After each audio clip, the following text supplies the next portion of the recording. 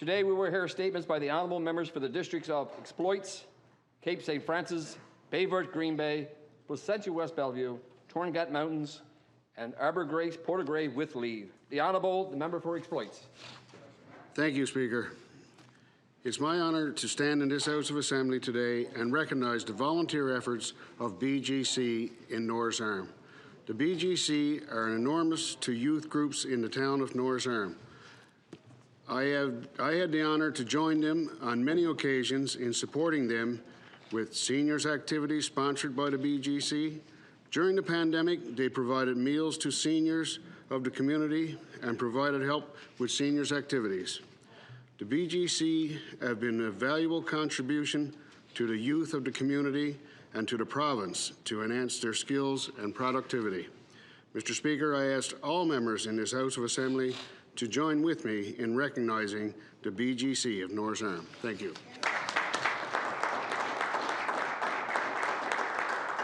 The Honourable, the member for Cape St. Francis. Thank you, Speaker. Today I recognise Rose Nichols of Pooch Cove. Rose has been a community volunteer for many years, but it was 11 years ago that she began knitting hats for newborns. Following the birth of her eldest granddaughter, she saw that all newborns were wearing knitted hats. She thought that the hats were purchased by the hospital, but a nurse explained to her that volunteers supplied them, and that's all that Rose needed to hear. Purchasing the material she needed, she began the process of knitting hats for newborns in her spare time. Over the past 11 years, it's estimated that Rose has donated over 2,000 baby hats to the Labour and Delivery Unit at the Janeway Children's Health and Rehabilitation Centre. What a fantastic way to volunteer your time and your talent, all the while supporting those young lives in their first days. Such a level of volunteerism has to be applauded. Speaker, I ask all honourable members in joining me in thanking Rose Nichols of Pooch Cove for being a kind-hearted volunteer. We can all learn from her example. Thank you. The Honourable, the member for Bayvert, Green Bay. Speaker, today I'd like to highlight an amazing young athlete from my district, an up-and-coming star. At just 15, Logan Colburn from Coffee Cove, a community of 13, is minding the nets for the provincial AAA hockey team.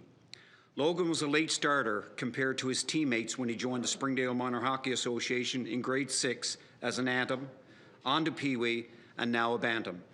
Logan played with the provincial AA hockey team before being chosen for the provincial AAA team. Logan's desire was to be a goalie and seized every opportunity to excel in the net, including summer hockey camps with Impact Hockey training. Logan Colburn is attracting the interest of provincial coaches. This summer, his hockey coach requested him play with the under-18s. Logan tried out for the high performance program this year and made second cut for the HPPNL team.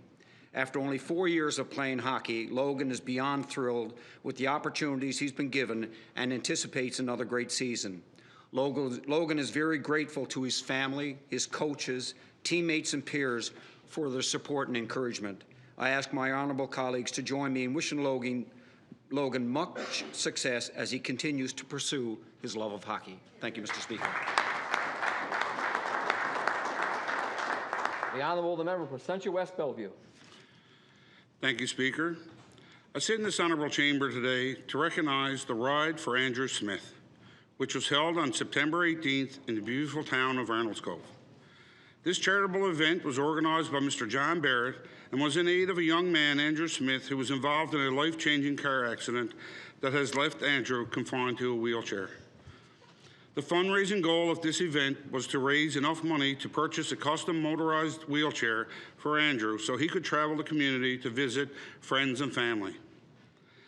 The event, which had 55 motorcycles, the fire truck from Arnold's Cove Volunteer Fire Department, and many other vehicles from the community, travelled around Arnold's Cove and then proceeded to Vernon's Antique Car Museum in Swift Current. The ride then returned to Arnold's Cove, where they had a reception at the local Lions Club. The Ride for Andrew raised a total of $9,280 towards his wheelchair, which is now in the purchasing stage. I invite all honourable members to join me in showing our appreciation for the people of the Arnold's Cove area for coming together and ensuring Andrew got his new wheelchair. Thank you, Speaker. The Honourable the member for Torngat Mountains. Thank you, Speaker. In 2007, Toby Obed began a journey towards healing. As lead plaintiff of the residential class action lawsuit against the federal government and testifying about trauma he suffered at residential school. Molded by loss and trauma, taken from his family at age 3, he doesn't remember his family fighting back. He only remembers their cries when he was taken from his home. Since then, Toby has never had a home. His journey was filled with physical, emotional, and sexual abuse. He aged out the system at 16, turning to alcohol. In 1993, he passed out in a snowbank. At 50 below, Toby's liver and kidneys were frozen. Waking up from a coma 2 months later, he had no feet and no left arm below his elbow. Toby's scars are physical and emotional. Molded into a strong advocate, he advocates for affordable housing, the ability for families to heat their homes and feed their children. He challenges all levels of government. He shares his memories of abuse so no child will ever have to hear their parents cry as they are removed from their home, so children can have a home surrounded by their language, culture, and love, all of which was taken from him. So please join me in applauding Toby Obed.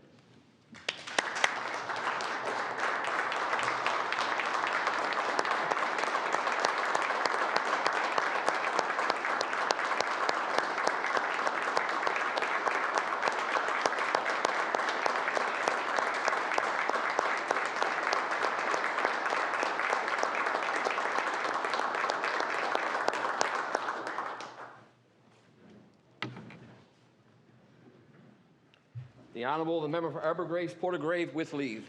Thank you, Mr. Speaker, and thank you to all of my colleagues for granting leave.